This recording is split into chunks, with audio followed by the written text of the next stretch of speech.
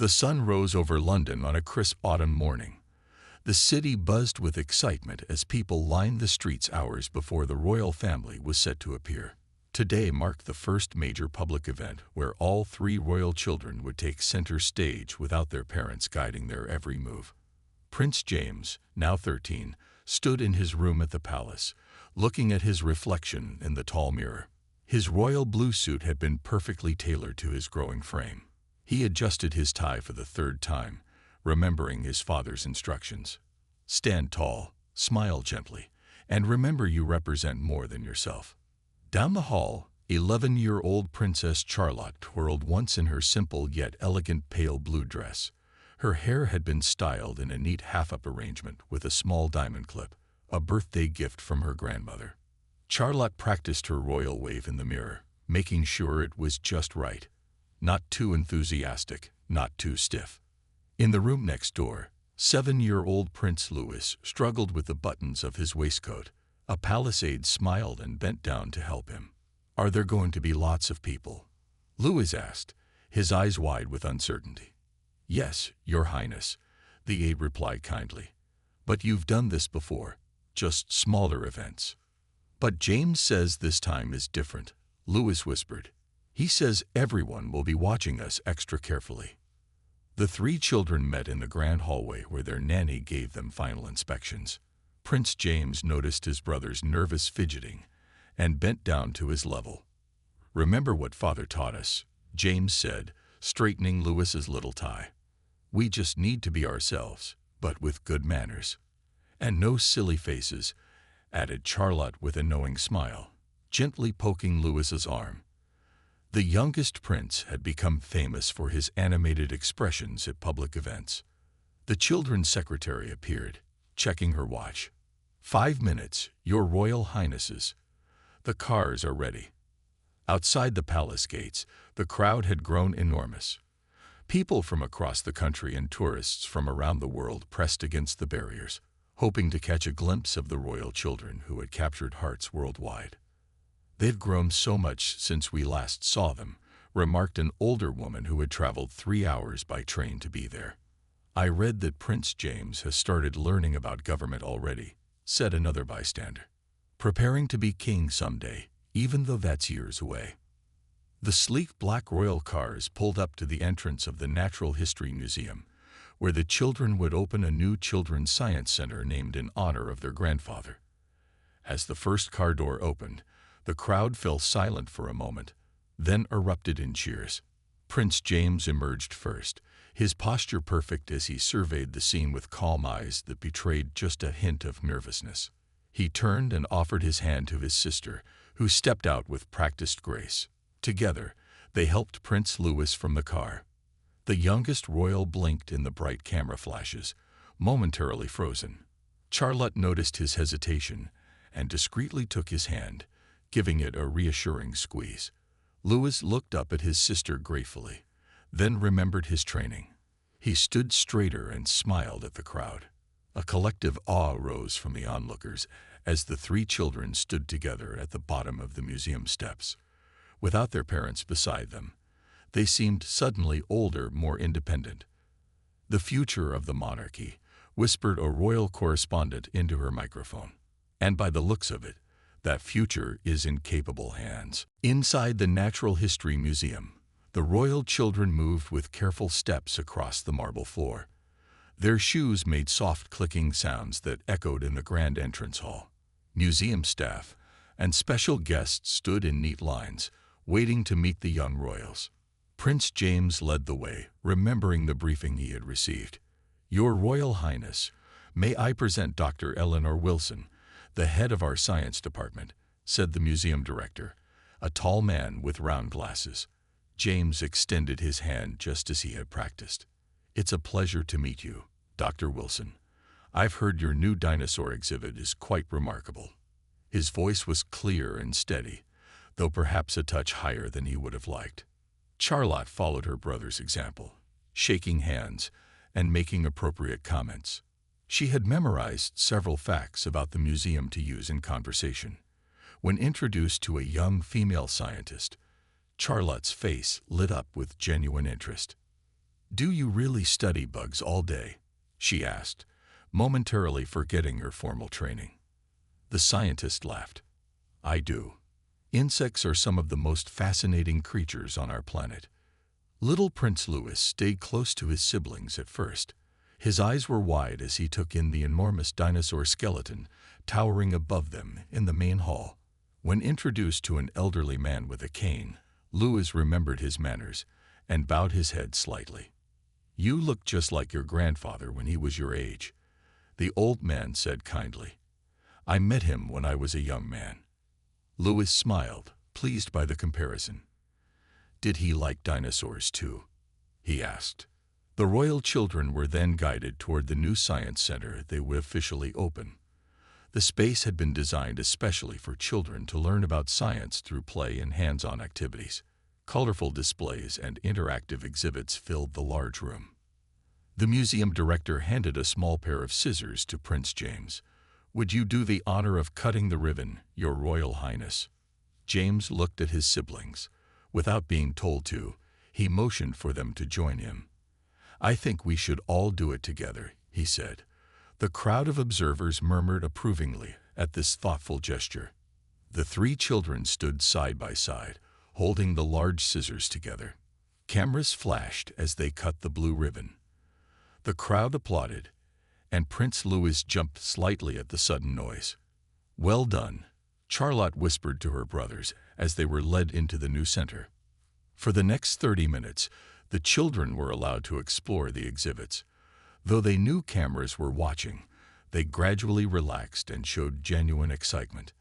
Louis raced to a display about space, pressing buttons that made planets light up. Charlotte found herself drawn to a microscope station where she could examine different types of leaves and bugs. James, ever conscious of his role, made sure to visit each section of the center.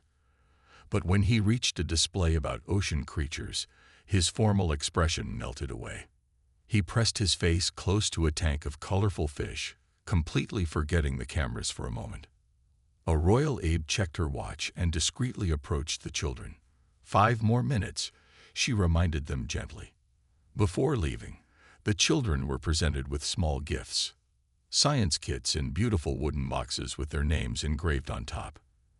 They accepted them with perfect thank yous and sincere smiles. As they prepared to exit through the main doors where crowds still waited, James noticed Louis straightening his tie and smoothing his hair without being told. "You're doing really well," James told his little brother quietly. Louis stood taller at his brother's praise. "This is actually quite fun," he whispered back. "But I'm hungry." "Soon," Charlotte promised, taking her position between her brothers. Just a few more waves and smiles. The great doors opened, and the 3 young royals stepped out into the sunlight once more, ready to face the waiting crowd with newfound confidence. Retroyes. The royal car moved smoothly through London's streets, taking the children to their next engagement. Inside, away from public eyes, the young royals relaxed slightly. Prince Louis unwrapped a small sandwich that had been packed for him, eating hungrily after the morning's activities. "You had dinosaur dust on your nose," Charlotte told him with a smile, reaching over to brush an imaginary speck from his face. Louis giggled and took another bite. "When I grow up, I want to be a scientist who discovers new dinosaurs," he declared. James looked out the window at the passing crowds. Some people had figured out their route and stood waving flags and taking pictures as the royal car passed by. "Remember, our next stop is the children's hospital," the royal aide sitting opposite them said. "This will be different from the museum. Some of the children are very sick." The playful mood in the car shifted. Even young Louis understood the seriousness of this visit. Charlotte smoothed her dress nervously. "What should we say to them?" she asked quietly. "Just be kind," the aide replied. "Sometimes a smile means more than words."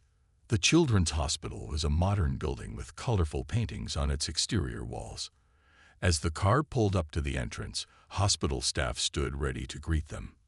The royal children stepped out, their faces composed once again into polite smiles despite their nervousness. The hospital director, a woman with kind eyes and gray hair, greeted them warmly. "The children have been so excited about your visit," she told them. "Some have made cards for you." Inside, the hospital didn't feel sad like the children had feared. The walls were painted with bright jungle scenes, and music played softly in the background. Staff members wore colorful uniforms instead of plain white coats. Their first stop was a large playroom where children who were well enough had gathered. Some sat in wheelchairs, others wore masks, but all watched with wide eyes as the royal children entered. For a moment, no one moved. Then Prince Louis stepped forward, spotting a boy about his age holding a toy spaceship. "I like spaceships too," Louis said, his voice clear in the quiet room. "May I see yours?" The ice was broken. The children in the room relaxed, and soon the royal visitors were surrounded. Charlotte sat cross-legged on a playmat, helping a little girl with a puzzle. James joined a group of boys playing a board game, carefully making sure everyone had a turn, even a boy whose hand shook too much to roll the dice properly. "Would your Royal Highnesses like to see some of the rooms of children who couldn't come to the playroom?" the hospital director asked after some time. The three nodded solemnly. They were led down bright hallways, stopping at certain rooms where children lay in beds surrounded by machines and tubes. These visits were harder, but the young royals remembered their training. In one room, a girl with no hair lay sleeping. Her mother explained that she had just had an important treatment and was very tired. "She wore her princess dress yesterday when she heard you were coming," the mother said sadly. "She was so hoping to be awake to meet you." Charlotte hesitated, then reached into her small handbag. She pulled out the diamond hair clip her grandmother had given her. "May I leave this for her?" she asked softly. "So she knows we came." The mother's eyes filled with tears as Charlotte placed the sparkling clip on the bedside table. The royal aide looked surprised but didn't intervene. In the last room they visited, an older boy sat up in bed reading a book about aircraft. James noticed model planes hanging from the ceiling.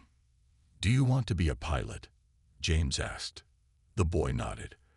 "I wanted to join the Air Force like my dad, but my heart doesn't work properly." James spoke with him for several minutes about different types of planes. Before leaving, he unpinned the small Royal Air Force badge from his own jacket. "This belongs with a true plane expert," he said, placing it in the boy's hand. As they left the hospital an hour later, the three royal children were quieter than before. They had seen things most children their age never saw, but they had also discovered something important about themselves, their power to bring joy simply by being kind. Retroius. The afternoon sun cast long shadows as the royal children arrived at their third engagement of the day. Their car pulled up to a beautiful public garden where hundreds of people waited behind rope lines. This event would test the young royals in a new way. They would need to walk among regular people, shake hands, and accept flowers and gifts. "Remember to keep moving gently," their aide reminded them. "Accept gifts with your left hand so your right is free for handshakes, and if someone speaks too softly, politely ask them to repeat themselves," finished Prince James with a nod. He straightened his jacket and looked at his siblings. "Ready?" Charlotte adjusted a strand of hair that had fallen loose. She missed her diamond clip, but didn't regret leaving it with the sick girl. Louis took a deep breath and stood taller, mimicking his brother's posture. The garden path was lined with people of all ages. Security guards stood at regular intervals, watching carefully as the children began their walk. An official walked ahead, quietly telling people who they were about to meet. "Her Royal Highness Princess Charlotte," the official would say, and the people would smile wide as Charlotte approached. A very old woman in a wheelchair held out a trembling hand. Charlotte took it gently in both of hers. "I met your great-grandmother when I was a girl," the woman said, her voice wobbling with emotion. "You have her eyes, my dear." Charlotte didn't know what to say, so she simply squeezed the woman's hand a little tighter. "Thank you for coming today," she managed at last. Prince James accepted a small bunch of flowers from a boy in a school uniform. "Did you grow these yourself?" he asked, noticing dirt under the boy's fingernails. The boy nodded shyly. In my school garden, we're learning about plants. They're excellent, James said, bringing them closer to smell them. I've tried growing sunflowers at home, but they never get this tall. Further along the path, Prince Louis stopped suddenly when he saw a little girl crying. She was about 4 years old and clutching a small teddy bear wearing a crown. Her mother looked embarrassed. She was so excited to meet you, the mother explained, but now she's feeling shy. Louis stepped closer and crouched down, making himself smaller. His security guard tensed, but stayed back. "Hello," Louis said quietly. "I like your bear. Does he have a name?" The little girl peeked out from behind her mother's legs. "George," she whispered. "That's my cousin's name," Louis said with a smile. "May I shake George's hand?" The girl held out her teddy bear, and Louis solemnly shook its tiny paw. Then, to everyone's surprise, the girl darted forward and gave Louis a quick hug. There was a collective awe from the watching crowd, and photographers captured the sweet moment. Near the end of the walkabout, an older man with a serious face stepped forward. He didn't smile like the others. "Your Royal Highness," he said to James, "some people say the monarchy costs too much money. What do you think about that?" A nearby security guard moved closer, and the royal aide looked alarmed. This was the sort of question the children had been trained to avoid. James paused, his young face suddenly looking older as he considered his words carefully. "Sir," he began politely, "I'm still learning about such complex matters. But I hope that through our work, especially with hospitals and schools, we can show that we care deeply about helping people." The man looked surprised by the thoughtful answer from someone so young. He nodded respectfully as James moved on. When they reached the end of the path, the children turned to wave at the crowd one final time. The people cheered and applauded. Back in the car, Louis slumped against the seat. "That was harder than the hospital," he said. "My face hurts from smiling." "You did wonderfully," the aide assured him. "Especially with that little girl." The photographers loved it. One more stop, James reminded them. The dinner at the palace. Charlotte groaned softly. "Will we have to use the formal forks and knives?" "All 5 sets," the aide confirmed with a sympathetic smile. "But you've practiced. You'll be perfect." As their car moved toward the palace, all 3 children gazed out at the city they would one day represent. The weight of their heritage felt heavier after today's events, but somehow, they also felt more ready to carry it. Evening shadows fell across the palace grounds as the royal children returned home. They had just enough time to prepare for the formal dinner, an event where 50 important guests from around the world would be watching their every move. In her room, Princess Charlotte stood patiently as a lady's maid helped her change into her evening dress. The pale yellow gown had short puffed sleeves and a satin ribbon around the waist. It was the most grown-up dress Charlotte had ever worn. "Will my hair be up tonight?" Charlotte asked, touching the space where her diamond clip would usually go. "Yes, Your Royal Highness." The Queen thought a simple bun would be appropriate. The maid replied, gathering Charlotte's hair with gentle hands. In the next room, Prince Louis struggled with his bow tie. Unlike his regular school uniform, this formal outfit felt stiff and uncomfortable. A knock came at the door, and his father, the king, entered.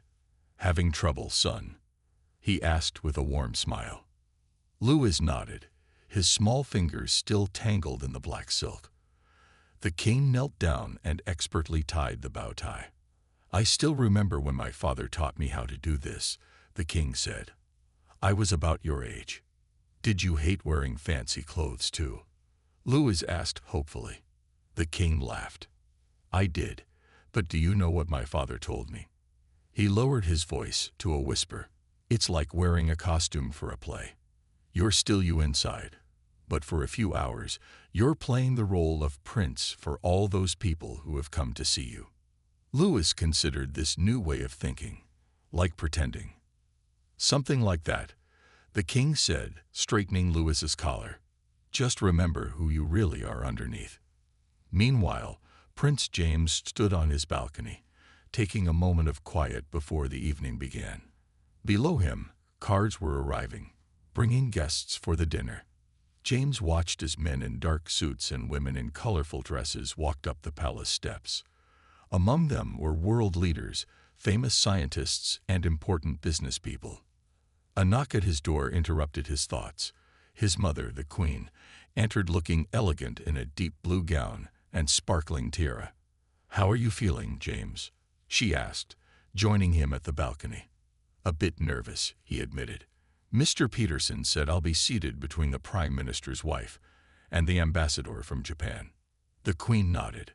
"Mrs. Peterson speaks 4 languages, and the ambassador has 2 grandchildren about your age. Ask him about them if the conversation slows down." James nodded, grateful for the advice. "I saw Charlotte gave away her diamond clip today," he said carefully. "At the hospital." "Yes," the Queen said, her voice soft. "The palace called to tell me. Are you angry with her?" The Queen smiled. "Quite the opposite. Some royal jewels are meant to be kept forever, but the most precious ones are those that carry kindness with them." She touched James's shoulder gently. "Come now. It's almost time." Downstairs, the 3 royal children met in the small antechamber beside the grand dining room. Charlotte's hair was now in a perfect bun, small pearl pins catching the light. James looked taller somehow in his formal jacket with the family crest on the pocket. Even Louis seemed transformed, standing straighter in his miniature version of his brother's outfit. "Remember," whispered their royal aide, "enter in order of succession. Walk to the exact center of the room, then bow or curtsy to the guests before taking your seats." The massive doors swung open.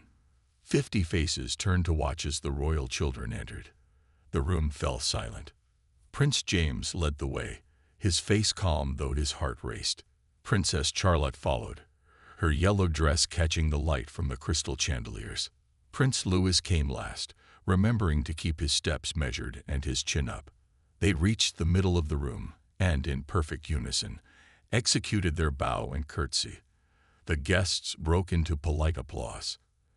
As James took his seat between Mrs. Peterson and the Japanese ambassador, he caught his father's eye across the table. The king gave him the smallest of winks. Tonight would be a test of everything they had learned: which fork to use for fish, how to make conversation with strangers, when to stand, and when to sit. But underneath their formal clothes and perfect manners, they were still children playing their parts in the grand play of royal life.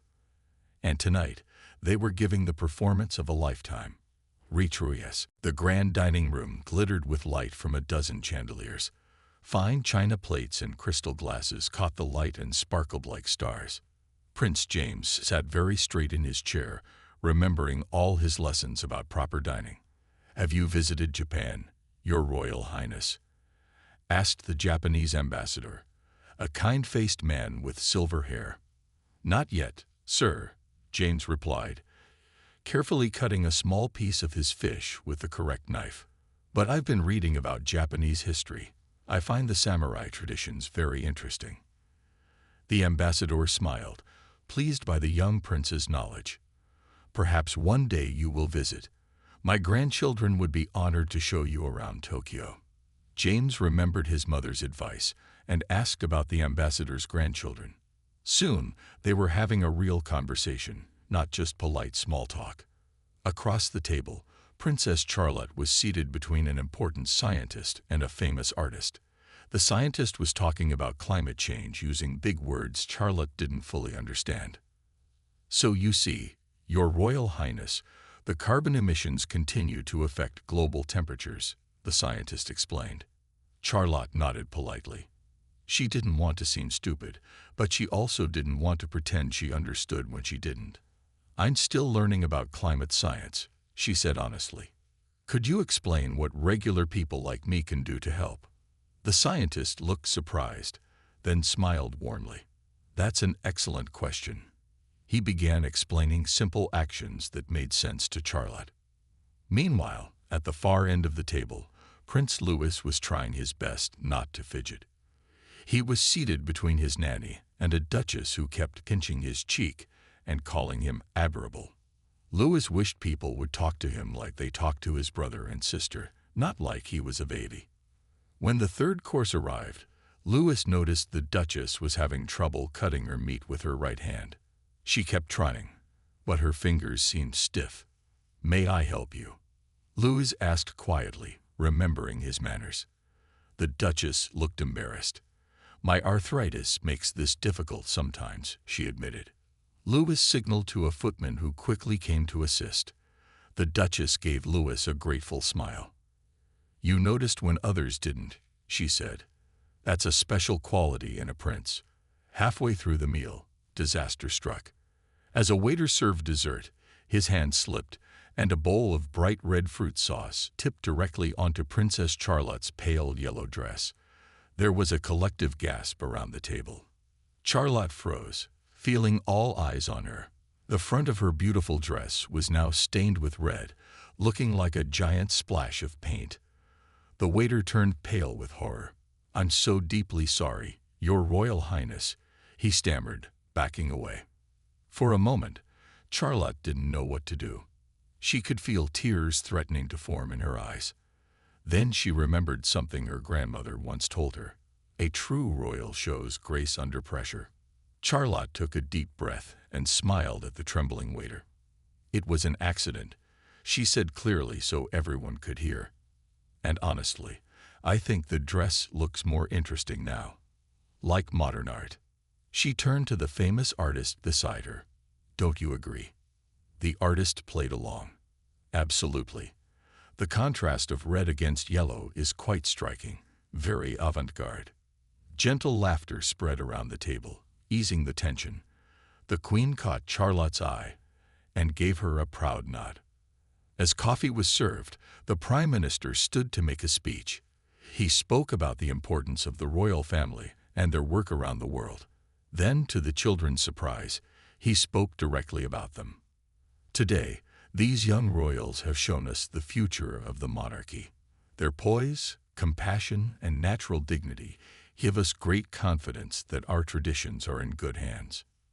Prince James felt his cheeks grow warm at the praise. Princess Charlotte sat straighter despite her stained dress. Even Prince Louis managed to look serious and regal. When the dinner finally ended, the royal children stood in a line near the door, saying goodbye to each guest. Many guests bowed lower to the children than protocol required, a sign of genuine respect rather than mere tradition. "You've made us all very proud," the king told his children when the last guest had left. "Now I believe 3 young royals deserve some rest." As they climbed the grand staircase toward their bedrooms, Prince Louis yawned widely. "Was that our last job today?" he asked hopefully. James nodded. "Until tomorrow." Morning light filtered through the curtains of Prince Louis's bedroom.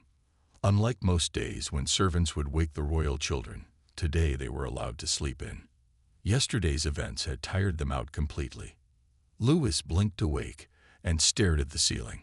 His formal clothes hung neatly on a stand across the room, ready to be put away. For a moment, he just enjoyed the quiet. No cameras, no crowds, no need to remember all his training. A soft knock came at his door. Instead of a servant, it was his sister Charlotte who peeked in. "Are you awake?" she whispered. "James and I are going to have breakfast in the garden room. Want to come?" Louis jumped out of bed, pulling on his regular clothes, jeans and a simple blue sweater. These felt so much better than his stiff formal outfit. The garden room was a small, sunny space with glass walls that looked out over the palace grounds. It was the children's favorite place in the entire palace because it felt normal and cozy. Prince James was already there, reading something on a tablet computer. "The newspapers are all talking about us," he said as his siblings entered. "Look." He turned the tablet so they could see. There were pictures of them everywhere. Louis hugging the little girl with the teddy bear. Charlotte with her stained dress, smiling bravely. James speaking with the serious man who had questioned the monarchy's value.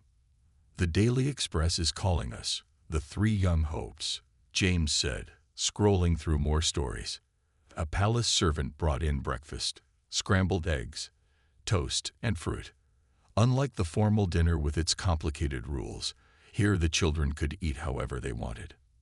My feet still hurt from those new shoes, Charlotte complained, piling jam onto her toast. My face hurt from smiling so much, Louis added, making an exaggerated grin that made the others laugh. As they ate, they could see gardeners working outside, preparing the grounds for a big garden party that would happen next week. The royal children would need to attend that too, but it wouldn't be as demanding as yesterday's events. "I've been thinking," James said suddenly, putting down his fork, "about what that man asked me yesterday. About the monarchy costing too much money." Charlotte and Louis looked at him curiously. "What about it?" Charlotte asked. "Well, he wasn't wrong to ask. People do wonder about that," James said thoughtfully. "I think we need to show people that we're worth it, not just by looking good in fancy clothes, but by actually helping." "Like how?" Louis asked through a mouthful of eggs. "Remember that girl at the hospital? The one Charlotte gave her clip to?" James continued. "What if we started a special project just for kids like her? We could visit more hospitals or start a charity." Charlotte's eyes lit up. "We could ask children what they need instead of adults just telling us what to do." The door opened and their mother entered.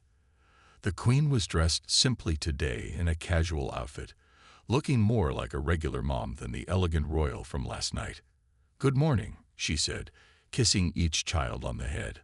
"I've heard wonderful reports about yesterday."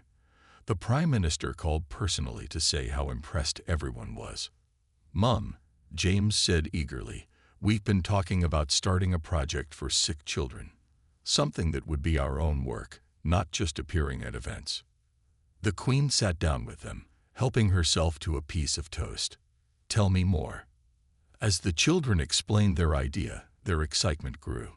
Louis suggested they could bring therapy dogs to meet children who were stuck in hospitals for a long time.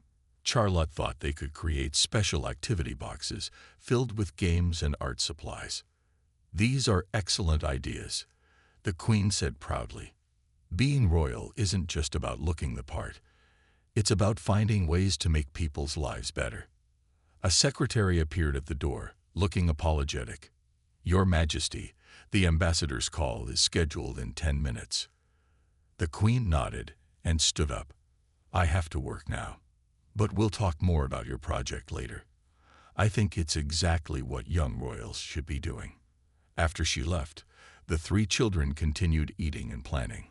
Outside, they could hear tourists gathering at the palace gates, hoping to catch a glimpse of royal life. "They don't know the real us," Charlotte said, looking out at the crowds. "Maybe someday they will," James replied thoughtfully. "Not just the princes and princess in fancy clothes, but who we really are." Louis stuffed the last piece of toast into his mouth. "I like being both," he decided, "as long as I don't have to wear that bow tie again too soon."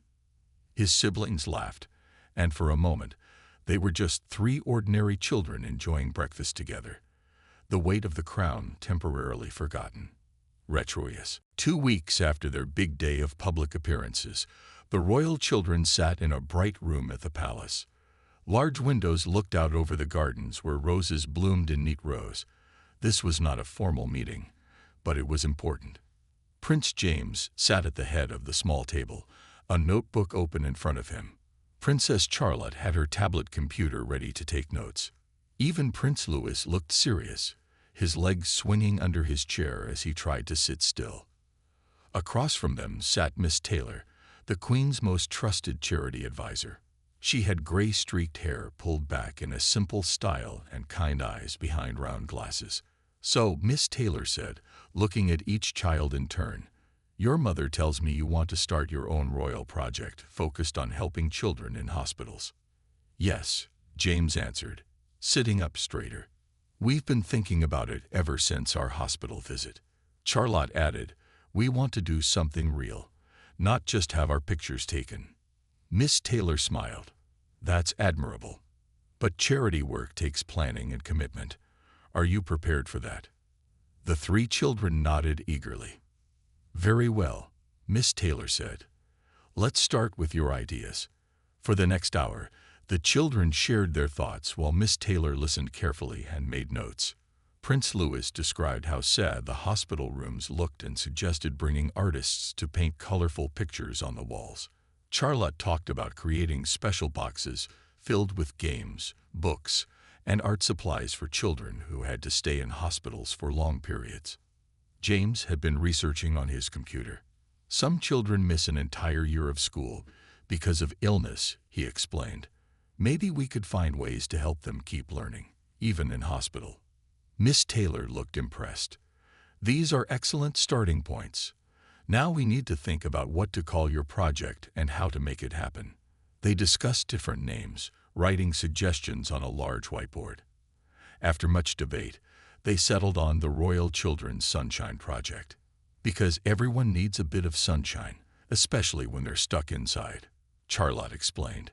Just as they were finishing up, the door opened and in walked the king and queen. The children jumped up from their seats. "No need for formality," the king said with a smile. "We just wanted to hear how your meeting is going." Miss Taylor gave them a summary of the children's ideas. The queen looked genuinely impressed. "This is wonderful," she said. "But I have a question for my children. This project will take time and work. You'll need to attend meetings, visit hospitals regularly, and sometimes miss fun activities with your friends. Are you sure you're ready for that commitment?" The three young royals exchanged glances. "We're sure," James answered for all of them. "We want to do something that matters." Louis nodded vigorously. "I liked meeting those children. They were brave." The king placed a hand on his youngest son's shoulder. "Then it's settled. The palace will provide support, but this will be your project to lead. I'm very proud of all of you." After the meeting, the children walked together through the palace gardens. The afternoon sun made their shadows long on the gravel paths. "Do you think we can really make a difference?" Charlotte asked, picking a small daisy from the edge of the lawn. "I know we can," James replied. "Maybe not for every sick child, but for some. And that matters." Louis, who had been unusually quiet, suddenly stopped walking. "What if the other children don't like us? What if they only see us as princes and a princess?" It was a good question. The royal children were used to people treating them differently because of who they were. Charlotte knelt down to her brother's level. "Remember that little girl with the teddy bear? She wasn't afraid to hug you. Children see other children first, not titles." James nodded in agreement. "We won't wear our formal clothes when we visit. We'll just be ourselves." Louis smiled, relieved. "Good. Those fancy shoes hurt my feet." As they continued walking, they passed the palace guards who stood stiffly at attention. Beyond the palace gates, tourists pressed their faces against the bars, hoping to see someone royal. The children waved to them, and excited chatter erupted from the crowd. "They only see what we want them to see," James said quietly. "But with our project, we can show them who we really are." The three royal children walked on, their minds filled with plans.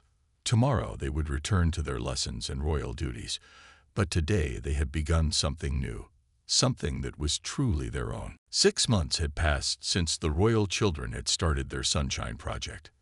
On this bright spring morning, Prince James, Princess Charlotte, and Prince Louis arrived at St. Mary's Children's Hospital for the official opening of the newly renovated playroom. This was not like their first visit. Today they wore casual clothes, James in simple navy trousers and a white button-down shirt, Charlotte in a sky-blue dress with practical flat shoes, and Louis in jeans and a red sweater. No formal suits or uncomfortable shoes. No official photographers followed them around. The hospital director greeted them at the entrance. "The children have been counting down the days," she said, leading them inside. "They can't wait to see the finished playroom."